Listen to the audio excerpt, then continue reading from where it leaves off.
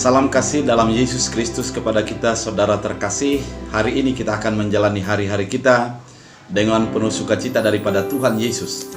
Oleh karena itu, sebelumnya kita bersatu di dalam doa. Damai sejahtera Allah yang melampaui segala akal dan pikiran, itulah yang memelihara hati dan pikiranmu dalam Kristus Yesus Tuhan. Amin. Saudara terkasih, firman Tuhan untuk kita dari Roma 2 ayat 1. Demikian firman Tuhan dalam bahasa Batak Angkola.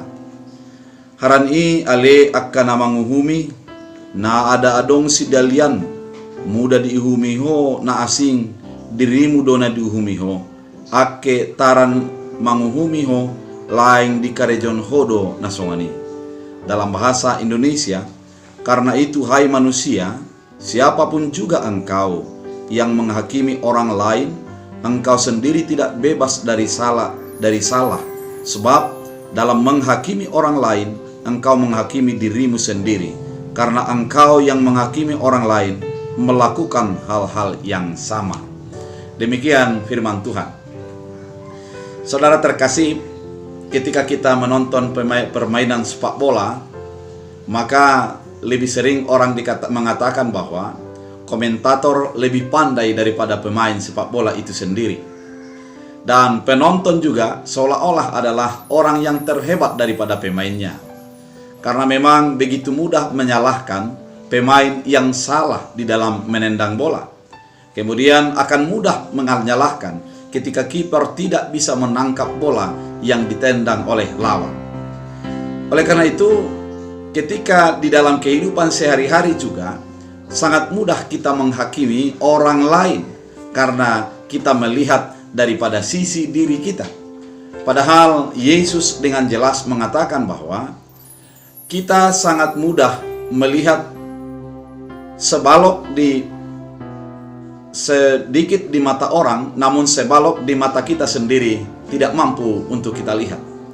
Karena kita memandang orang lain dari segi kesalahan-kesalahan dan kekurangan-kekurangannya, dan kita memandang diri kita sendiri dari segi kebenaran yang kita lakukan, dan kita jarang mengkoreksi diri terhadap apa yang kita lakukan tersebut.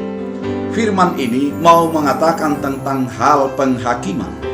Menghakimi artinya kita harus terlebih dahulu mengoreksi diri sendiri untuk bisa mengatakan apa yang salah dan yang kurang kepada orang lain. Orang percaya itu tidak akan buru-buru untuk menyalahkan kelemahan orang lain dan berkata kelemahan itu sesuatu yang sulit untuk diubahnya. Namun kita harus merubah diri terlebih dahulu sehingga banyak memaklumi atas kesalahan dan kekurangan daripada orang lain.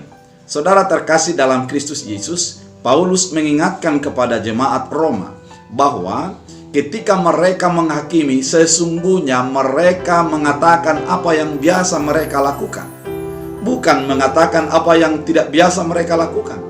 Ketika ada orang menghakimi kepada orang yang jahat, sesungguhnya kejahatan juga adalah bagian daripada diri kita.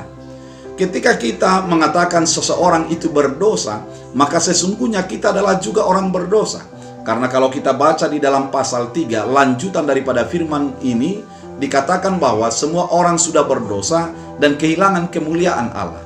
Oleh karena itu, jauhkan dari diri kita sifat menghakimi, sikap untuk menjudge seseorang di dalam kesalahan dan kelemahannya. Mari berupaya untuk mengoreksi diri, untuk memaklumi orang lain.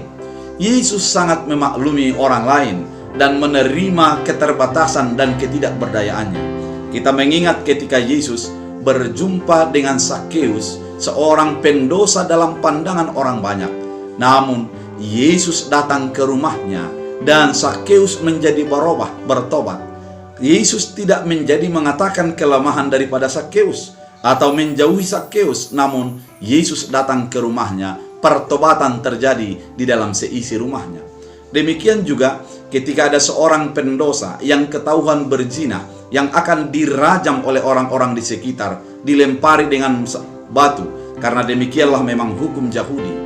Maka Yesus memahami orang yang melakukan dosa tersebut dan mengatakan, siapakah di antara kita yang tidak memiliki dosa? Dialah yang terlebih dahulu untuk melemparnya.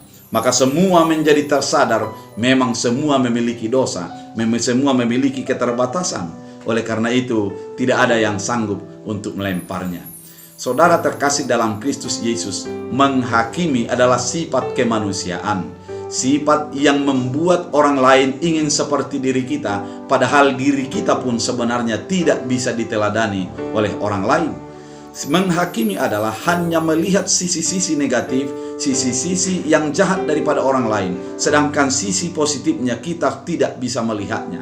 Oleh karena itu, kehidupan sebagai orang percaya adalah kehidupan yang memahami dan menjadi solusi, bukan menjadi menambah dalam persoalan ketika ada sebuah pergumulan dan permasalahan. Saudara terkasih dalam Kristus Yesus, pada hari ini kita diingatkan dalam kehidupan kita untuk tidak menghakimi.